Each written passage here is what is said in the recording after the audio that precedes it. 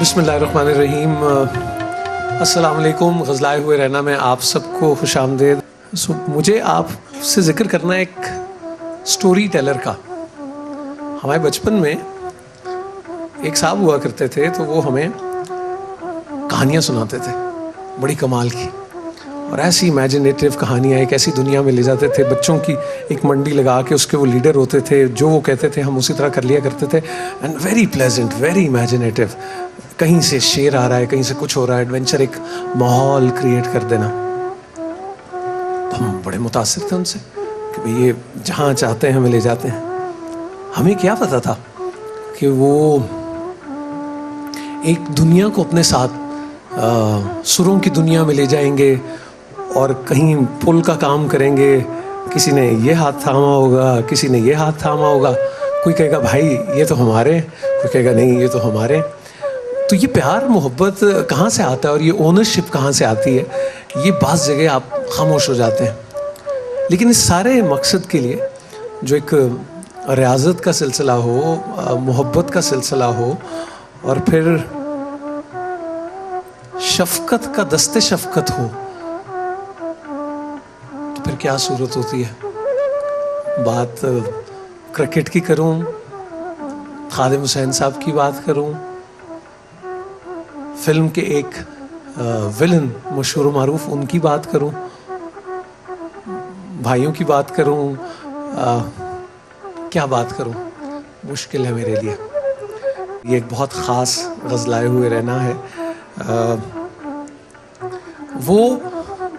वो शख्स trend setter, जिस तरह के वो चाहें लिबास पहन के चलें वैसे लोग पहनने लगे, जिस तरह के चाहें जब चाहें बाल वो बना लें सब वैसे करने लगे। क्या उनकी खुराक है, क्या वो खाते हैं, क्या वो पीते हैं, अगर उसमें बात की जाए, मेरे ख्याल वो जो एक लफ्ज़ गुप्त होता है जिसको राज, तो एक राज है। सो आज उस राज से किस हद तक पर्दा उठेगा ये तो मैं नहीं जानता। पाकिस्तानियों की, पाकिस्तान से बाहर मौसीकी से मोहब्बत रखने वालों की इतनी दुआएं और इतनी नेक ख्वाहिशात उनके साथ हैं कि वो अपनी जेबें और दिल को सोचते हैं कि मैं इन सबको कहाँ संभालूं। सो आज ग़ज़लाए हुए रहना में मेरे और आपके साथ, दिल थाम लें आप, मौजूद है सज्जाद अली।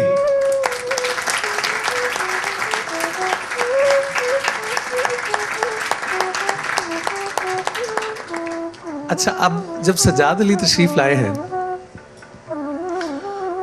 तो उनको सुनने के लिए मोहम्मद कवी खान तशरीफ लाए हैं। उनको सुनने के लिए फिल्म स्टार नूर यहाँ बैठी हैं बनफ्से नफीस। शराज साहब तशरीफ फरमाएं, खलीलुर रहमान कमर साहब बैठे हैं, सामने देखूं नैयर एजाज बैठे हैं, और दो ऐसे गज़ब के अदाकार हिना दिल पज़ीर कराची से आई हुई हैं हमारे साथ हैं, उरूज नासिर हैं, ऋषि को देख रहा हूँ, पूनम हैं, और इतने सारे मौसीकी के पसंद करने वाले, और डर जाओ फरिया परवेज़ यहाँ बैठी हैं। सो हमारे मेहमानों के लिए बहुत सी तालियाँ। Thank you so much. More than welcome जी।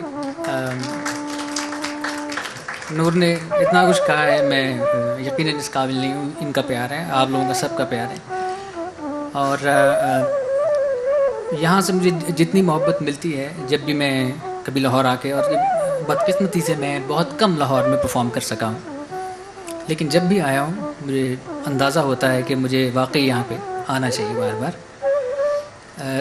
जो लोग यहाँ पे नायाब लोग आए हैं इसमें कोई शक नहीं है, और मैं बिल्कुल इस काबिल नहीं हूँ कि इन्हें कुछ सुना सकूँ। ज़ाहिर है मेरे यहाँ पे आज परफॉर्मेंस की जो वजह है वो वही है, एक ब्रिज है जो मैं कोशिश कर रहा हूँ एक पॉप म्यूज़िक का। अच्छा सुने, जिन लोगों ने आपको परफॉर्म करते देखा है बड़े बड़े शोज़ में, कॉन्सर्ट्स में, और इवन आपके करियर में, you have been more of a ring master. यानी आप हमें जहाँ दिल चाहता है बहुत आसानी से ले जाते हैं। मुझे वो कहानी सुनाने वाला वो याद आता है। इतनी आसानी से ये सब आप कैसे कर लेते हैं? मैं नहीं करता हूँ, ये मुझे हक आप लोगों ने दिया है कि आप लोग मुझसे प्यार करते हैं इतना कि मैं जो चीज़ पेश करता हूँ आप उसको पसंद कर लेते हैं मेरे लिए। बस इससे ज़्यादा कुछ भी नहीं, मेरा कोई कमाल इसमें नहीं है। ज़रा पीछे चलते हैं, और मैं इंतहाई काबिल एहतराम जनाब मोहम्मद कवी खान साहब से ये चाहूँगा, सर ये जो साहब बैठे हैं सज्जाद अली, आप इनको इसी नाम से जानते हैं और कैसे जानते हैं?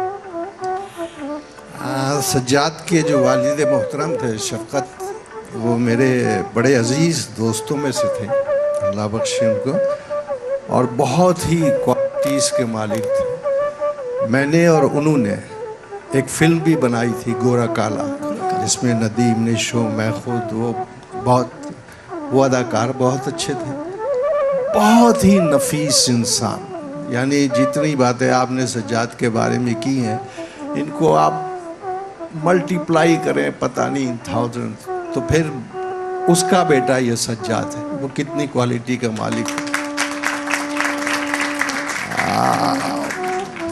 अभी पता चला मुझे, मैंने इससे पूछा कि वो जो एक ज़माने में हम कराची में गए थे और एक शो मैंने किया था, तो उसमें तुमने गाया था, तुम छोटे से थे, तो मेरी बड़ी ख्वाहिश थी और तुमसे कहा था, तो वो बड़े गुलाम अली साहब की ठुमरी थी, याद पिया किया है, तो वो सारा जो हॉल, वो हज़ारों लोग थे वहाँ, वो सब एकदम, और मैं खुद भी, मुझे नहीं पता था कि माशाल्लाह इसमें इतनी क्वालिटीज़ हैं।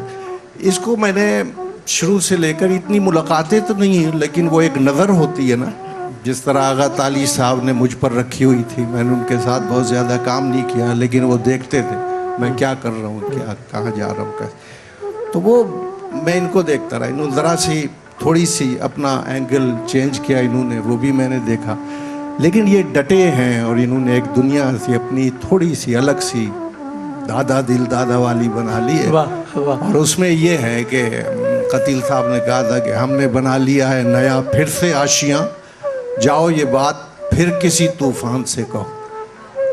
तो मेरी दरख्वास्त होगी कि अगर इब्तिदा ये उसी से कर दें, बिल्कुल ठीक, तो बड़ा मज़ा आएगा। क्या क्या कवि साहब, क्या उम्र थी उस वक्त जो आपको याद पड़ता है जब आपने सुना? मेरा ख्याल ये 5-6 साल के होंगे, मेरा ख्याल है भाई, इससे ज़्यादा नहीं था।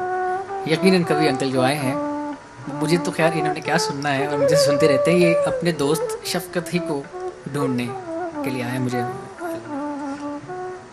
तो जिस ठुमरी का जिक्र आपने किया है, वो मैंने बचपन में तो गाई, ज़ाहिर है वो बचपना था इसलिए गा दी, समझदार आदमी उसकी अटेम्प्ट नहीं ले सकता।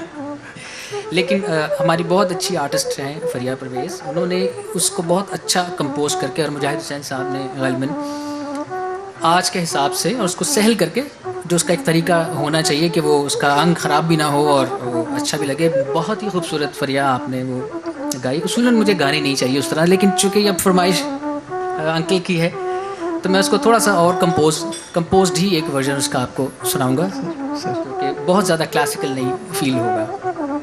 आप सबकी इजाज़त के साथ।